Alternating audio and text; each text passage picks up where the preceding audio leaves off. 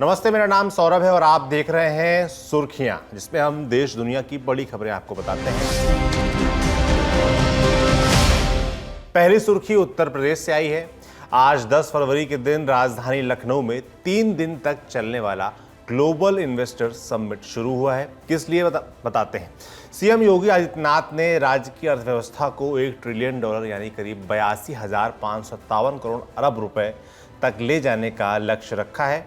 इसे पूरा करने के लिए यूपी में ग्लोबल इन्वेस्टर समिट का आयोजन किया जा रहा है, जिसका उद्घाटन आज प्रधानमंत्री नरेंद्र मोदी ने किया। इस दौरान उन्होंने क्या कहा, सुनिए। आज यूपी एक आशा,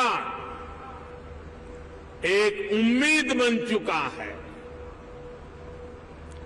भारत अगर आज दुनिया के लिए ब्राइट स्पॉट है तो यूपी भारत के ग्रोथ को ड्राइव करने वाला एक अहम नेतृत्व दे रहा है। पीएम मोदी ने यूपी में निवेश की कई संभावनाएं बताई हैं। इसके अलावा सीएम योगी आदित्यनाथ ने अपने संबोधन में उत्तर प्रदेश की खूबियां गिनाते हुए जो बताया, उसे भी सुन लीजिए। प्रदेश में आज आपके नेतृत्व और मार्गदर्शन में हमारे पास अच्छा इंफ्रास्ट्रक्चर है। प्रदेश बेहतरीन कानून व्यवस्था के लिए आज जाना जा रहा है और उत्तर प्रदेश की जो अन्य तमाम संभावनाएं हैं, जिसमें उत्तर प्रदेश भारत की फूड बास्केट के रूप में जाना जाता है। खाद्यान्न, दूध, गन्ना, आलू व इथेनॉल उत्पादन में प्रदेश देश में नंबर 1 है।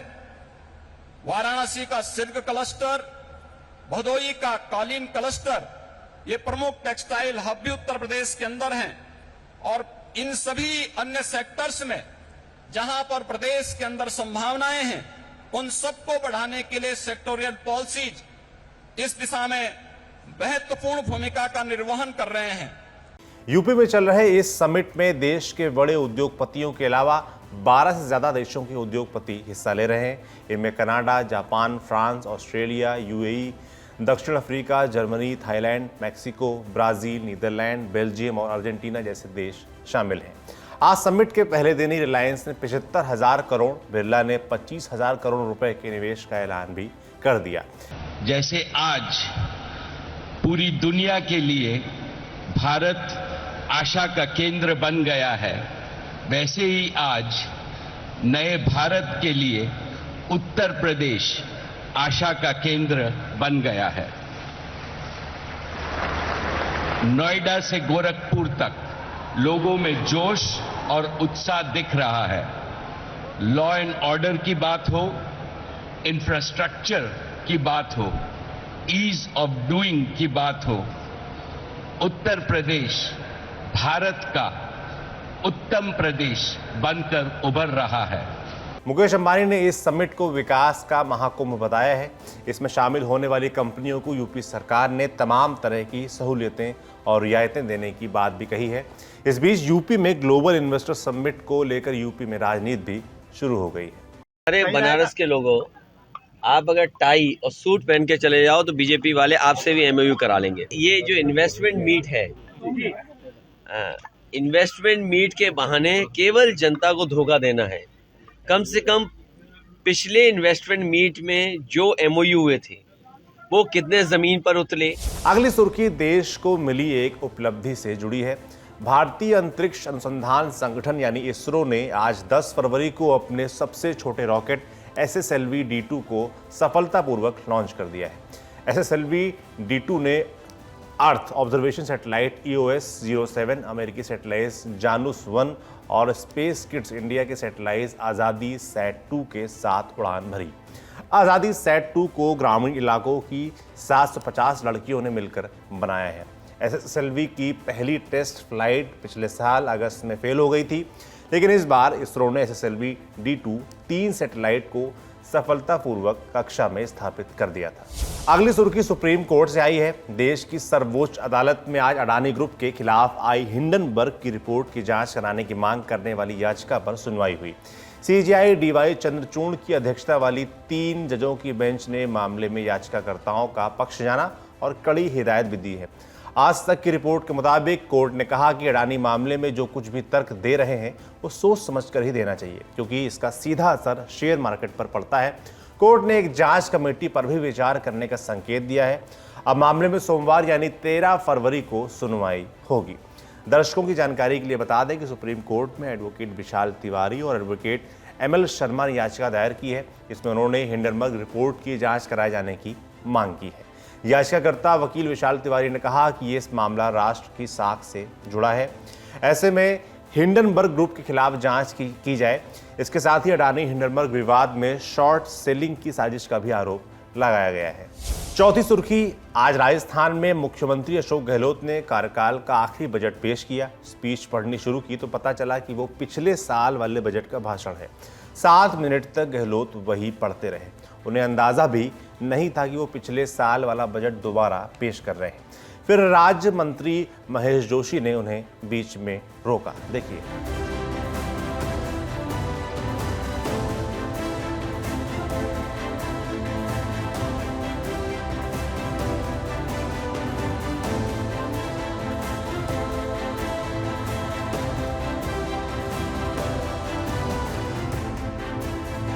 इस बात पर विपक्ष ने खूब हल्ला मचाया। वो अपनी सीट से उठकर वेल वाले एरिया में आ गए। हंगामा इतना बढ़ गया कि 30 मिनट के लिए राजस्थान विधानसभा की कार्यवाही स्थगित तक करनी पड़ी। इसके बाद बीजेपी विधायक सदन में वेल के अंदर धरने पर बैठ गए। अशोक गहलोत जब बजट पढ़ रहे थे तो इस दौरान उन्होंने पिछली 3 से 4 योजनाओं को भी गिना दिया।